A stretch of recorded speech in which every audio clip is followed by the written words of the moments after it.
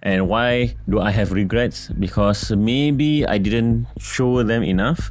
So for a lot of HDB upgraders, they always like to say, oh, property prices are at an all-time high. So what are our options? And it's very easy to go, oh, you want to buy this? I will help you. I will serve. Too easy. Welcome back, guys, to More Than Money, the podcast where we talk about property, money, and mindset. I am Jeffri. And I'm Elfie. And today, Jeff is going to share a case study. Yes, I am going to share my regrets. Ooh. So I regretted not showing my clients these slides, and I will share why later, okay? So a question, are you not worried that because you're sharing regrets, people will think, yeah, this agent, a lot of mistakes. What do you think? How do you feel? Why you're sharing? Again, I am on the journey to be a better consultant. Okay. That is the reason, because yes, we want to have data, we want to have frameworks. At the end of the day, we want to serve to the best of our abilities, and our abilities are limited based on our experiences. So the reason why I say I regret, because I did try to help these clients overcome that mental mind block, because they were considering to move from a 3-room BTO to an old 5-room resale, HDB.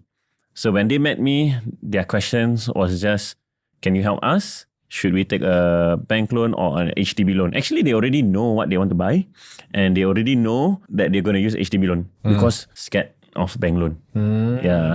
And their whole family, like the wife was saying, hey, when you propose bank loan, my mother, my father all switch off already.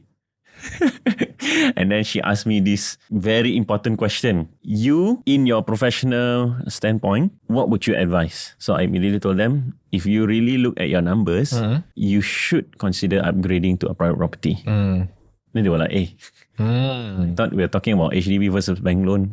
What is this conversation? Talking about condos. Okay. Are you sure or not? Okay. I said, it's okay. Don't worry. We don't have to decide now. Once we meet, we look at your numbers, then you can decide whether it makes sense.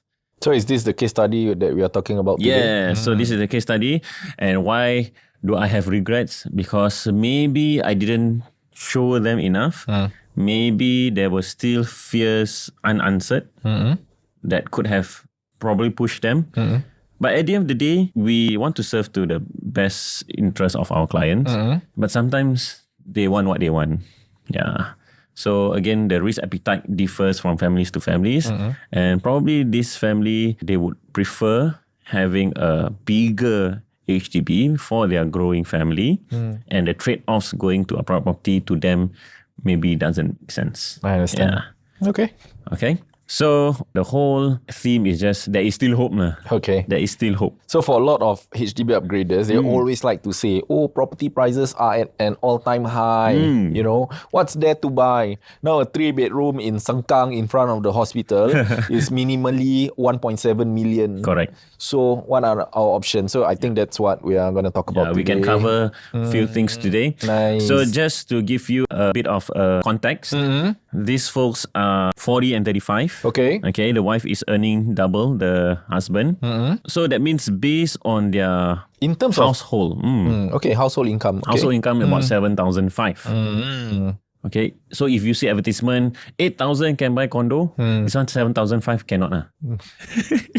If you like to follow those blanket kind of advice, right, then this one will automatically rule you out, which is not the case. So this is a dangerous assumption to have. Right? Especially if the consultant is the one having that mental block. Oh, that's true. Right? That's true.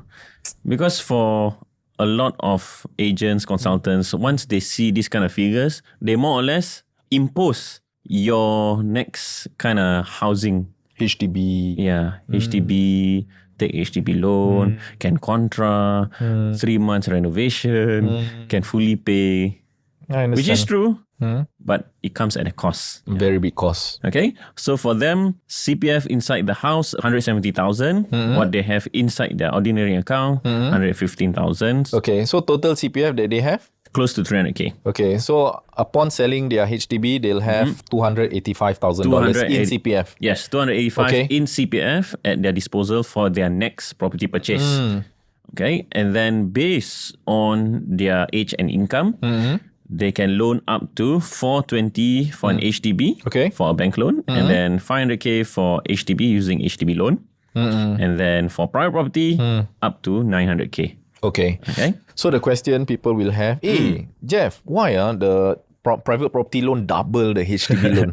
Yeah, it's because of this thing called total debt servicing ratio. Essentially, you can use up to 55% of your income to pay for your private property mortgage versus the 30% for HDB and new EC. Okay. Yeah, that's the reason why it's almost double. Understand. So on a logical point of view, basically the government doesn't want you, the HDB owner, to overstretch yourself. So they are putting in this cap, 30%. Yes. But for private property, there's more leeway. So 55%. Yep. We trust you with the credit. Yeah. Right? In a way where in the future, when you are selling your private property, there's a much higher chance of you making profits because the available credit is much higher, 55% in this case. Correct. Yeah, so that's why you are seeing, such a stark difference. Yeah. So, but even at 900k in today's context, it's not much in terms of your borrowing power. Okay. So total cash they have is about 240. This is from the sale of their HDB. Okay. And then plus their current CPF. Okay. They will have 520 in equity, cash and CPF. So on hand. On hand, post-selling. Post-selling. Must stay East Coast Park. Must stay East Coast Park for a while. And the cash, has it, the Less of- consultancy this is net. fees? Yeah, so if you want to see the full breakdown, will be 500. Okay. Less of outstanding loan, less of CPF owed, and then deposit from the buyer. This is gross proceeds. Okay. Less of all the different fees, plus the professional fees of 2%, plus GST. Net is about 240. Okay, fantastic. So Okay. this is a 3-room BTO where? This is a 3-room BTO in Woodlands. Ah. In Woodlands. So one of the decision making was to, should we sell first or buy first? And then I want to show you this and I want to ask your opinion. Okay, so typically we like to do this supply and demand kind of ratio. The absorption rate. The absorption rate for a property built after 2016, over the course of 12 months, there are only 2 transactions. Okay. So the take-up rate on a monthly basis is less than 0.2. Okay. Then there's only 1 in the whole of Woodlands Okay. when we were about to sell the other time. Okay. So in your opinion, based on this data, will this unit be easy to sell or hard to sell? Extremely easy Extremely easy. to sell. Yeah, because this data can go both ways. Both ways, yeah, right? Not enough demand. Yes, But at the same exactly. time, no supply. But can I also say, maybe number 1 is total transactions too, because there's really not enough supply. People who own 3-room flats here are maybe not selling because maybe it's such a good location near their parents, etc., etc. So this was the dilemma that we were facing. Okay, It's either no supply, easy to sell, correct. or no demand, hard to sell. Understand. At the same time, they wanted to buy a 5-room in this area as well, Okay. and there's quota issues. Oh, shish. Okay. So that's why I told them, okay, based on this, the house that you are about to buy is going to be harder. So let's buy first. I see. Okay. So because naturally for a lot of agents, their advice is sell first, then can buy. Just to be safe. Yeah. So in a way, you are looking at everything holistically, saying, oh, it's much more difficult to buy because of the quota thingy. Yes. Okay. So they just wanted a specific area. Yes. Wow. And that area is only, what do you call that? Which area are we talking about? This area is Marsiling, Woodlands. Marsiling. Okay. Marsiling. Marsiling, if you are a Malay buyer, you can only buy from Malays. I see. So the listings that you see on Property Guru are mainly owned by Chinese. So they have a hard time selling those properties, and you also have a hard time finding a Malay seller. Right. Yeah. So as a Malay seller, if you know that you're the only one selling, you will jack up your price. Understand. Because you can sell Makes to sense. everyone. So because Woodlands, there's a lot of Malays. I think there's a lot of quota over there. Correct. Especially in Marsiling. So for these folks, when they ask me, hey, if you were in our position, what would you do? So I did propose to them why they should consider purchasing a private property. Okay. And then they say, are you sure? We are only earning this amount. Are you sure this is the right thing to do? I said, okay, never mind. I will break your numbers down for you. Okay, so I showed them, okay, at 1.2 million, all you need in cash is 5%, 60,000. All you need in CPF net is about 275,000. Okay. And your loan, you already are able to loan up to 900,000.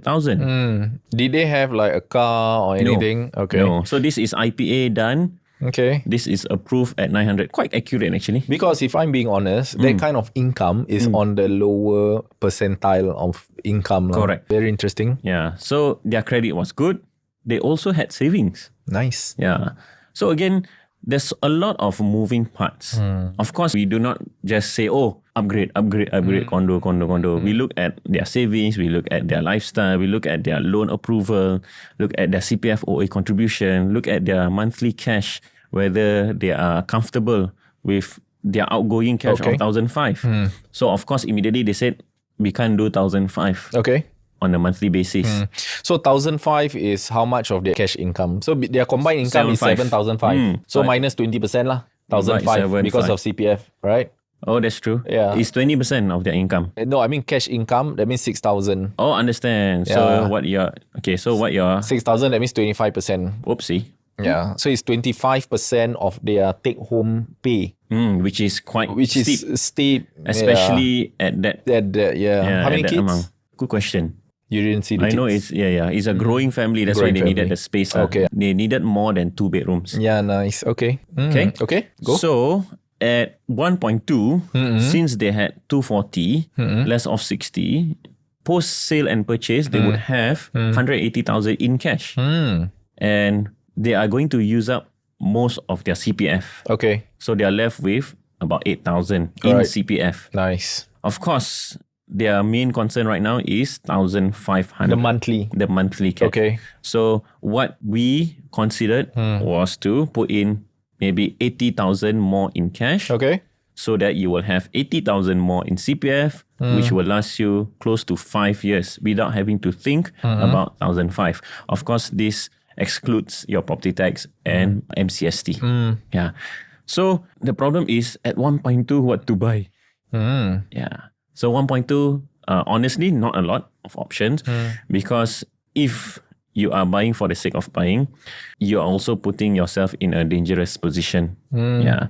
So what I advised was to actually consider something up to 1.28, 1.3. But then the problem would be the loan. Okay, so let me show you, let's say at 1.3 mil. Okay, so at that time, at 1.2, what about North Oaks? What about, there's North Oaks and then there's so the prices have moved Woodsville. up. Yeah, moved up to about 1.3-ish. I see, for a 3-bedder. Yeah. Okay. So the thing about OCR, try your best to at least go for a 3+ utility or 3+ yacht. Understand. Because you are going for the HDB folks who are upgrading. They are already accustomed to 3 bedrooms and a store. I see. Yeah. Okay. So if you go for a 3 compact or a 2 bed, then the pool of buyers will shrink. Be limited, okay. Yeah. And then that will affect your exit. Understand. Yeah. Okay. So at 1.3, the problem was their loan.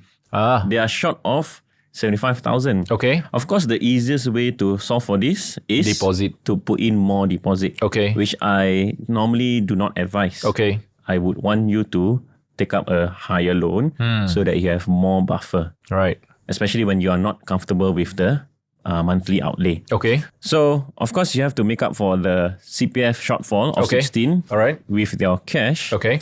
And this loan shortfall, rather than taking from here, which reduces everything, what you can do is to pledge. I see. Okay, so what is pledge and unpledge? What is pledge and show funds? Okay, so when you pledge, this means you are putting money in the bank for them to allow you to loan a higher amount. In this case, it's 75,000. Okay, so when you don't have enough or when you don't qualify for a loan amount, correct. Maybe there's a shortfall of, let's say, 50K, for example, you can go to the banks and pledge an amount. That means put it for fixed for 4 years. Correct. You can also show the funds. Yes. To show the banks that you have money so that you can qualify for this. So, 2 ways to make up for this, Okay. one is to put it in the bank Okay. with little to no interest. Right. The banks will use this as collateral. A lot of people think that this is a fixed deposit. Is it true? No lah. Once you say fixed deposit, you are assuming you're expecting Interest. some interest. Right. But it's actually not, right? Yeah. And then alternatively, if you want more liquidity, you want the cash to be in your bank account, Okay. you show funds. Okay. So in this case, they had to show 106,000. Okay. So you just show you have. Understand. Yeah. Of course, does it solve for the 1,008 over here? No. Ideally, you have more over here lah. Yeah. So we already solved for this by showing 31. And then we also solve for the 1,008 per month Okay. by having more inside. Understand. Yeah. Okay. Fantastic. Okay. So at 1.3, then your options open up a bit. Okay. Yeah. So I just want to share that there is still hope even at this price point. Okay. There are still things to buy. Again, one regret is not showing them that, you know what, this is possible, because just 4-5 years ago, a 3-bedroom will cost you 1 million. Now it has moved up to 1.5. So no longer has 1 million. Okay. 2025, 2026, 3-bedroom OCR 1.5 minimally. Correct. So essentially you are priced out. You're right. Okay. So eventually the minimum for a 3-bedroom in the OCR, maybe in 5 years' time, will be entry price of 2 million.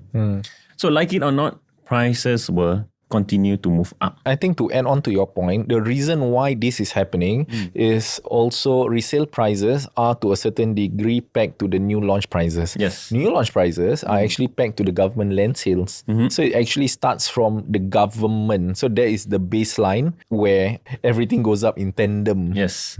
So this is like accounting for inflation, and also the asset itself goes up in value. Wow. Yeah. Okay. So there will be buyers who need 3-bedroom and they only have 600K to spare Yes. in terms of down payment. Correct. So that means 2 million. And then at the lower end, 400,000, they can buy up to 1.3. Okay. And they do not want to stretch, even though they can. Understand? So even if you buy at 1.3 in my example, eventually you can sell off to the people at 1.66 who have 500K in down payment. Okay, so imagine in this 3-room BTO, they have 520 odd down payment from a 3-room BTO. Wow. So imagine, it is affordable. Right. Yeah. So what more the 4-room, the 5-room counterpart from Canberra, for example. Yeah, these are your exit audience. I see. Okay. So if you take a look, you search through and scan through Property Guru, the number of 3-bedrooms that has a minimum 1,000 square footage, okay, below 1.5, there's only 600 in the whole of Singapore. Okay. And then below 1.4, there's only 350. And then below 1.3, there's only 180. I see. So eventually there's going to be lower and lower and even no lah. Okay. So if you look at 4 bedrooms, 150 sub 2 million. Okay, this is 2 million. So if you are considering a 4-bedroom at 1,003 square feet and it's below 2 million, it's a very safe entry. I see. Yeah. I call it the bottoms up strategy. Oh, wow. Yeah, you drive the bus. This is the lowest hanging fruit lah Yes. in the whole of Singapore. Okay. And again, this is data as of 25th November. Okay. Lowest median transacted 3-bedder is 1.6 million.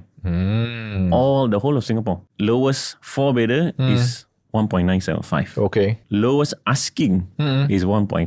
This is median. Oh. And then lowest asking for 4-bed is 2.185. So if you see a sizable, decent layout at 1.3, super duper safe. That's a steal. Because prices will eventually climb. Yes. So you just have to ensure that your finances are in check. Okay. Don't be afraid of where the market is going, because based on data, you are really at the baseline, the bottom. Correct. Yeah. Wow. So again, these are actual units available in the new launch market at 500 square feet. Is it post-launch or new launch? I believe this is post. Post-launch. Yeah. Okay. This is 500 square feet, 1-bedroom at 1.5.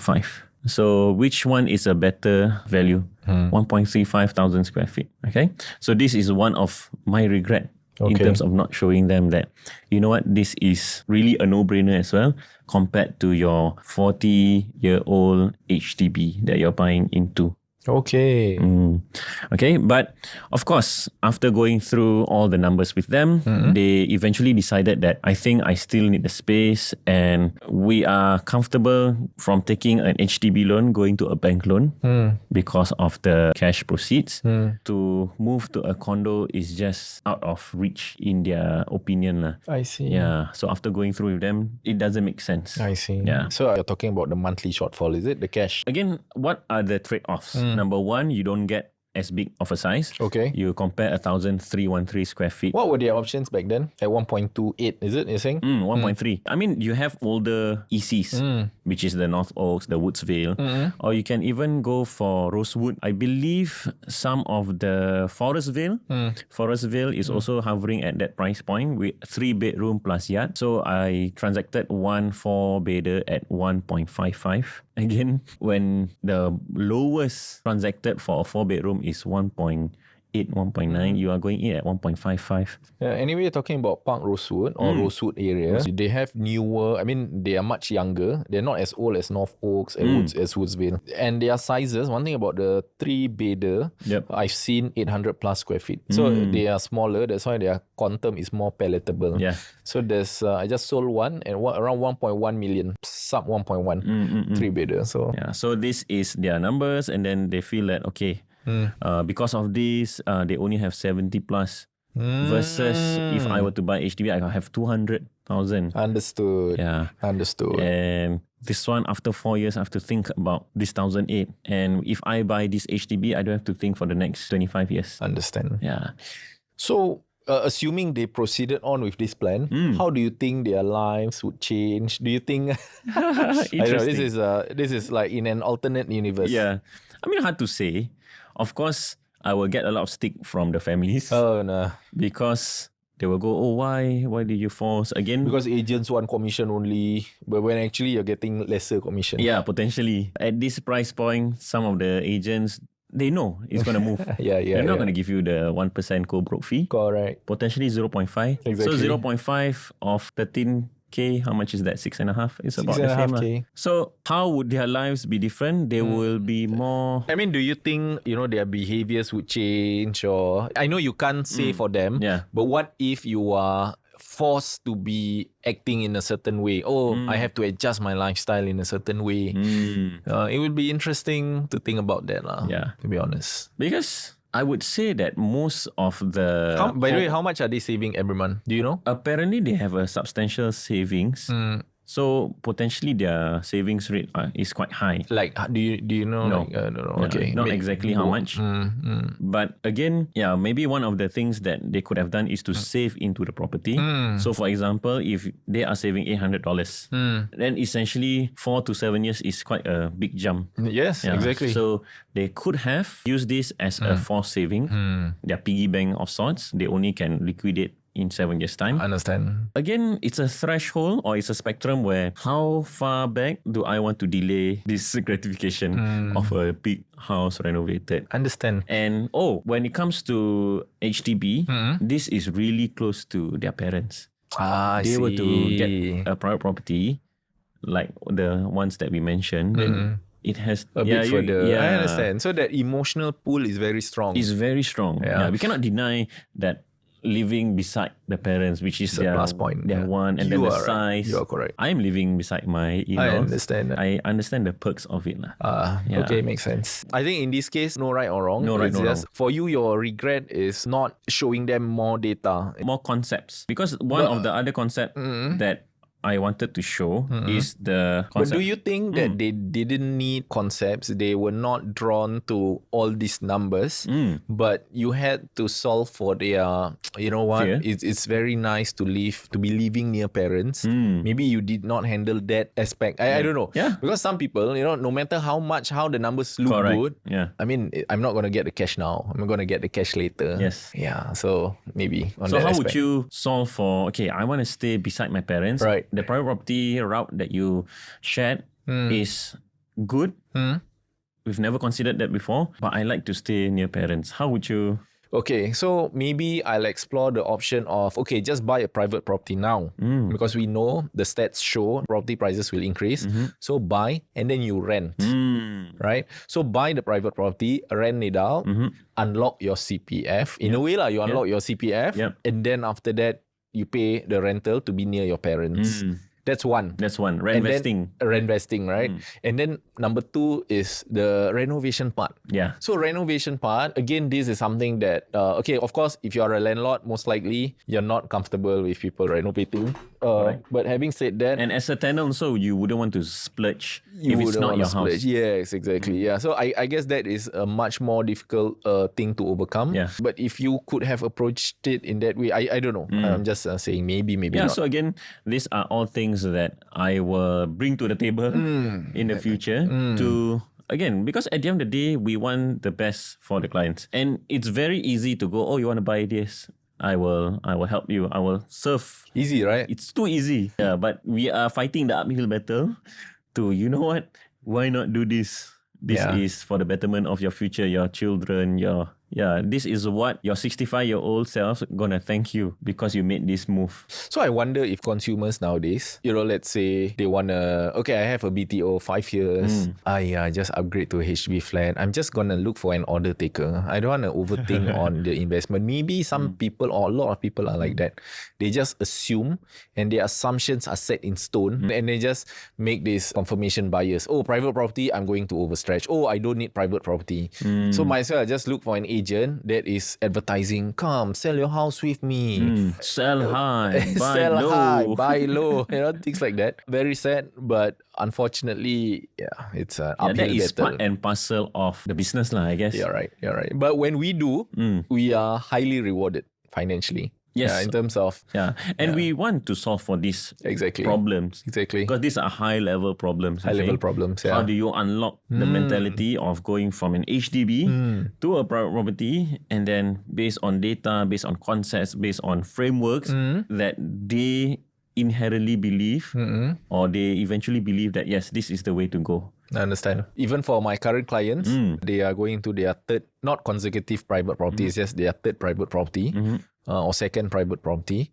It's much easier and they have a lot of capital to play with. Yes. When all of them actually came from a BTO flat. Yep. And a lot of them, their household income initially was not even in 5 digits. Oh, yeah. So it's amazing to see their growth over the 10 years. Correct. And then their lens will change. Yes. And the things they talk about nowadays. Oh, yeah. That's true. And the fear. There's almost no fear. That's true. Because they've gone through it the first time. Yeah. Oh. So again, one more thing that I could have shared is this 2x strategy, whereby your first property from 500k, you only needed 125k in terms of down payment. And then over the next 5 years, you would have saved in principle about 62,500. And then the capital appreciation at a 2.5% year-on-year basis, you would have gained another 62,500.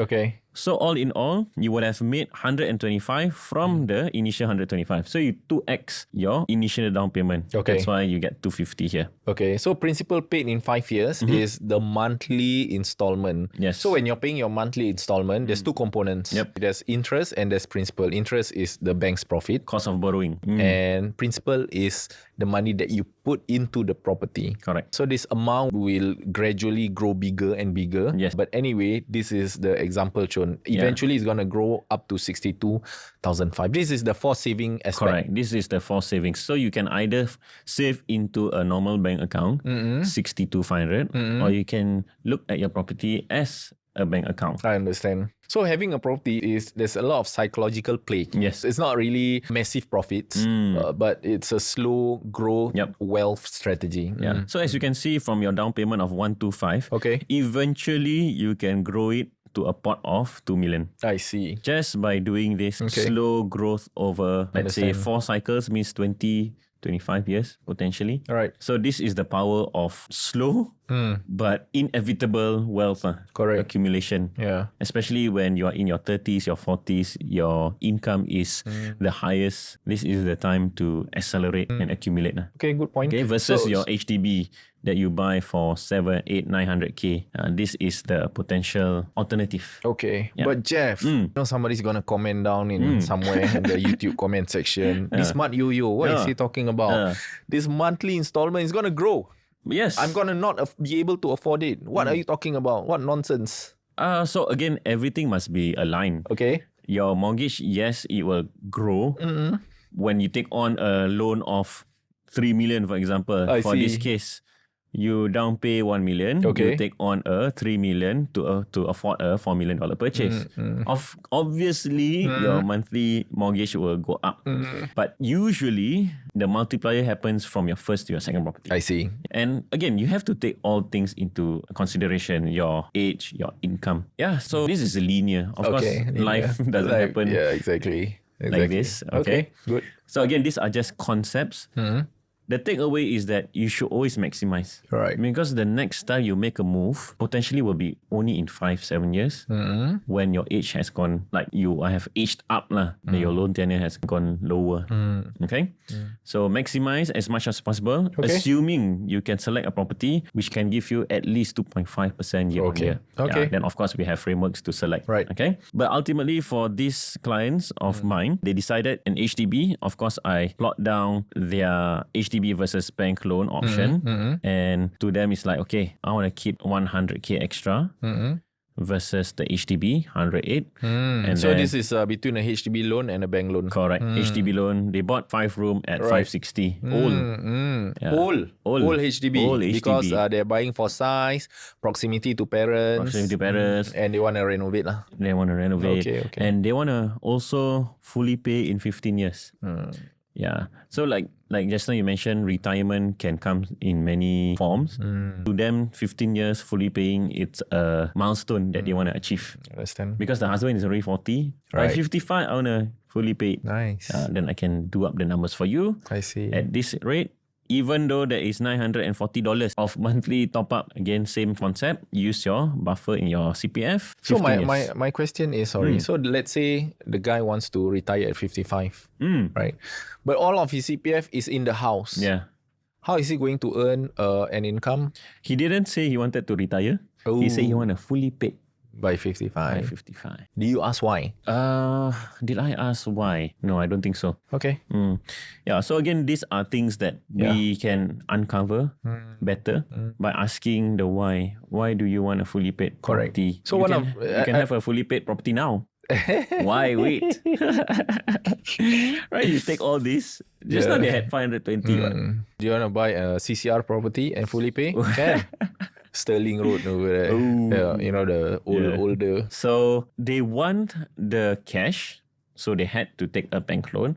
At the same time, they want 3 months period for renovation because it's an overhaul. Not many people, not many agents know how to solve for this.